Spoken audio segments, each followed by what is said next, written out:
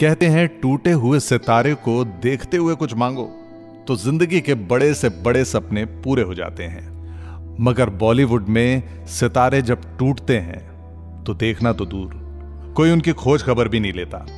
नाम से बेनाम होकर ये स्टार्स न सिर्फ अपने स्टारडम की चमक खो देते हैं बल्कि कई बार अपनी जिंदगी ही जाया कर देते हैं। बॉलीवुड आफ्टर लाइफ में ऐसे ही सितारों के बारे में हम बात करेंगे जिन्होंने बॉलीवुड छोड़ा या जिनसे बॉलीवुड छूटा तो उसके बाद की जिंदगी में उनके साथ क्या हुआ। मैं हूं सौरभ भ्रमर आपके साथ ऐसे ही आर्टिस्ट, ऐसे ही कलाकारों के उनके स्टार बनने और टूट जाने की कहानी सुनिए सिर्फ ये शॉर्ट पर। ये समाचार हम सबको बहुत संतोष देने वाला है कि पिछले 10 वर्षों से लापता एक प्रसिद्ध फिल्म अभिनेता राजकिरण जी का पता लग गया है। हालांकि ये दुख की बात है कि वो अमेरिका के एक मेंटल असाइलम में मिले हैं। 2 जून 2011 यह आवाज है सुषमा स्वराज की, जो उस समय लोकसभा में लीडर ऑफ ऑपोजिशन थी। अक्सर पॉलिटिशियंस आमतौर पर ग्लैमर में ज्यादा दखल नहीं देते, पर सुषमा स्वराज बात कर रही थी एक ऐसे एक्टर की जिसका 2011 तक तकरीबन 10-12 सालों से कोई अता पता नहीं था। पर अचानक साल 2011 ने जैसे एक बार फिर न सिर्फ एक एक्टर को जिंदा कर दिया बल्कि बॉलीवुड की शॉर्ट टर्म मेमोरी को भी झकझोर डाला था। जिस झूठ से किसी को नुकसान ना हो और किसी को फायदा होता हो वो झूठ ना तो झूठ है और ना ही जुर्म। ओके 2011 में फेमस एक्टर ऋषि कपूर साहब ने कहा कि मेरे अच्छे दोस्त और फिल्म कर्ज में मेरे को स्टार रहे राजकिरण जिंदा हैं, यूएस में हैं और एक मेंटल असाइलम यानी एक दिमागी रूप से बीमार लोगों के अस्पताल में अपना इलाज करवा रहे हैं। ऋषि कपूर की इस बात से न सिर्फ बॉलीवुड बल्कि पूरी दुनिया ये सुनकर सकते में आ गई, शौक लग गया सबको। महेश भट्ट की 1983 की 1983 की सुपरहिट फिल्म अर्थ में स्क्रीन पर हाथ में गिटार लिए ये खूबसूरत स्माइल वाला डैशिंग एक्टर न जाने कब, क्यों और कैसे भीड़ और ग्लैमर से भरे बॉलीवुड में अकेला हो चला था। नाम राजकिरण मेहतानी। राजकिरण मेहतानी अकेले ऐसे एक्टर नहीं है जिन्हें नाम से गुमनामी और अर्श से फर्श तक का सफर तय करना पड़ा। ऐसे न जाने सैकड़ों कितने ही एक्टर्स रहे हैं, कितने ही बॉलीवुड के डायरेक्टर्स या प्रोड्यूसर्स भी रहे हैं, पर बात हो रही है राजकिरण मेहतानी की। सिनेमा लवर्स और बॉलीवुड पर पलकर बड़ी हुई पब्लिक के मन में यही सवाल था कि तकरीबन 150 फिल्म्स करने वाला एक वेल नोन एक्टर, प्रतिभाशाली एक्टर पिछले 10 सालों से कहां था, और फिर अचानक यह खबर मिलना कि वो एक मेंटल असाइलम में अपना इलाज करवा रहा है। ये सबके लिए शॉकिंग था। कई अफवाहें ऐसी भी रहीं जिसमें कहा जाने लगा था कि राजकिरण मर भी चुके हैं, लेकिन ऊपर वाले का शुक्र था वो सब अफवाहें ही निकली। आपको बता दें कि राजकिरण की शुरुआत बॉलीवुड में लगभग वैसे ही थी जिसका अक्सर स्ट्रगलिंग एक्टर सिर्फ सपना ही लिया करता है, सपना देखा करता है। कागज की नाव नाम की पहली फिल्म में ही राजकिरण ने B.R. इशारा जैसे फेमस डायरेक्टर के साथ काम किया। फिर लगातार मनोकामना, शिक्षा, बसेरा, कर्ज जैसी मूवी में वो और बड़ा नाम बनते चले गए। इस बीच 1983 में राजकिरण ने शादी भी कर ली। जिंदगी एकदम पटरी पर थी। जो इंसान चाहे वो मिल जाए तो बड़ी बात होती है। राजकिरण की जिंदगी में न सिर्फ वो एक्टर बने बल्कि सक्सेसफुल एक्टर बन गए, और वो भी अपनी लाइफ के प्राइम में, मतलब बिल्कुल यंग एज में। पर बिजली के झटके से इंसान शायद संभल सकता है, किस्मत के झटके इंसान की जिंदगी दूभर कर देते हैं। राजकिरण की बतौर लीड मूवीज अब पिटने लगी थीं। धीरे धीरे न जाने कब राजकिरण मेन लीड से सिकुड़कर हीरो के भाई, हीरोइन के भाई, हीरो के दोस्त जैसे रोल्स में दिखाई देने लगे। और एक वक्त ऐसा आया कि राजकिरण भैया और शोमा आनंद, जो कि एक्ट्रेस हैं, हम 5 में भी आपने उन्हें देखा है, भाभी बनके लगभग हर मूवी में साथ नजर आते थे। इस दौरान राजकिरण न जाने कब कैरेक्टर रोल से एक्स्ट्रा की तरफ मुड़ते चले गए। सोचिए एक एक्टर जिसने बतौर मेन लीड एक हीरो के तौर पर शुरुआत की हो, चंद सालों में कैरेक्टर रोल्स पर आ जाए और वहां से फिर वो एक्स्ट्रा बनने लगे। दिमाग पर, दिल पर क्या गुजर रही होगी। इसके पीछे बॉलीवुड में भी अलग अलग कहानियां रहीं, सच या झूठ कहना मुश्किल है। अक्सर आप देखें तो किसी भी इंसान की जिंदगी में खुशी और सुकून दो चीजों से जुड़ा होता है, पर्सनल लाइफ और प्रोफेशनल लाइफ। ये जिंदगी के जो दो स्तंभ, दो पिलर ऐसे हैं कि अगर पर्सनल लाइफ या प्रोफेशनल लाइफ में से एक भी ठीक हो तो इंसान संभल सकता है। पर अगर यकायक एकाएक ये दोनों ही पिलर्स डांवाडोल हो जाएं, और ये सिर्फ बॉलीवुड की बात नहीं कर रहा हूं, ये हर इंसान के साथ होता है, तो इंसान का संभलना मुश्किल हो जाता है। लोगों का मानना है कि राज किरण की प्रोफेशनल लाइफ इस कदर खराब हुई कि राज किरण ने शराब का सहारा लेना शुरू कर दिया और फिर शराब की लत लग गई, अल्कोहलिक हो गए। जाहिर है पर्सनल लाइफ पर भी इसका असर पड़ा होगा, पर यह सिक्के का एक पहलू है।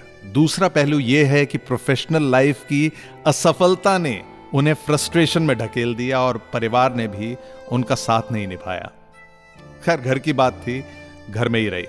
कहना मुश्किल है कि क्या हुआ होगा, पर एक बात तय है कि इस पूरे अनुभव ने राज किरण को मानसिक रूप से तोड़ दिया।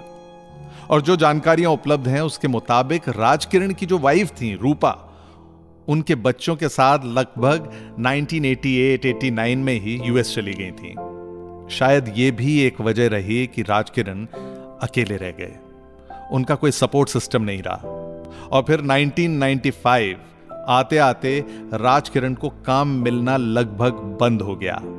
और यह वो समय था जब राज किरण खुद भी अपनी फैमिली के पास यूएस चले गए। कहते हैं यहां पर उन्होंने कुरियर ड्राइवर के तौर पर काम किया। कुछ लोग ये भी कहते हैं कि वो वहां पर टैक्सी चलाते थे। सोचिए, इतने जबरदस्त करियर की शुरुआत, एक स्टार जिसके पीछे भागते हुए उसके फैंस, ऑटोग्राफ लेते हुए उसके फैंस, कदमों में दुनिया का बड़े से बड़ा सुख, और सिर्फ 10-12 सालों में उसको मजबूरी में ड्राइविंग करनी पड़े। वो आदमी मन से कितना लाचार हो गया होगा, सोचिए, सिर्फ कल्पना ही की जा सकती है। अपनी उम्मीदों और नजरों में गिरना और फिर कहीं ना कहीं परिवार से भी तिरस्कृत होना। 9 महीने बाद ही राज किरण फिर हिंदुस्तान वापस लौट आए, काम तलाशा, लोगों से मिले भी, पर वक्त और किस्मत दोनों ने ही राज किरण से रिश्ता तोड़ लिया था। वो किस्सा जिसने अखबार की सुर्खियां बटोरी और इस वजह से राज किरण की रेपुटेशन को और जबरदस्त धक्का लगा। सुनिए वो किस्सा क्या था। राज किरण पुट्टपार्थी साईं बाबा के जबरदस्त भक्त थे और एक दिन उन्होंने बेंगलोर के आश्रम में पहुंच के बाबा से मिलने की इच्छा जताई, लेकिन नशे में धुत राज किरण को वहां पर सिक्योरिटी ने अलाउ नहीं किया। उनको आश्रम से लौटना पड़ा। लेकिन उसी रात राज किरण ने छुप के बाकायदा दीवार से सीढ़ी लगा के दीवार लांघने की कोशिश की आश्रम की। राज किरण इस बात से बेहद आहत थे कि साईं बाबा उनसे मिले क्यों नहीं, और इस बार भी वो पूरे नशे में थे। पर इस पूरी कोशिश में सिक्योरिटी ने उन्हें पकड़ लिया, उनके साथ हाथापाई हुई, उन्हें पुलिस को सौंप दिया गया। 1 महीने की उनको जेल हुई। जेल में रहने के बाद किसी तरह राज किरण के पिता ने उनकी बेल करवाई। यह एक और बहुत जबरदस्त धक्का था उनके लिए। कहते हैं पूरी इंडस्ट्री जिसमें ना जाने कितने लोगों ने राज किरण के साथ काम किया था, उस वक्त उनकी मदद को कोई नहीं आया। और सोचिए, यहां पर मालूम पड़ता है कि कलाकार और स्टार में क्या फर्क होता है। बॉलीवुड में स्टार्स तो बहुत हैं, लेकिन कलाकार चंद ही हैं। एक शख्स ने ऐसे में भी राज किरण से बात की, उनका हौसला बढ़ाने की कोशिश की।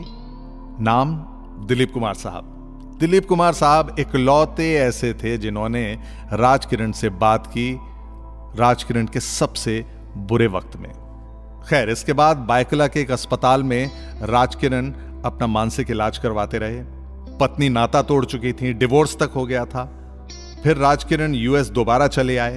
एक लंबे अंतराल के बाद ऋषि कपूर, जो उनको तलाश कर रहे थे, जब यूएस गए, तब राज किरण के भाई गोविंद मेहतानी से उनकी बात हुई, ऋषि कपूर साहब की।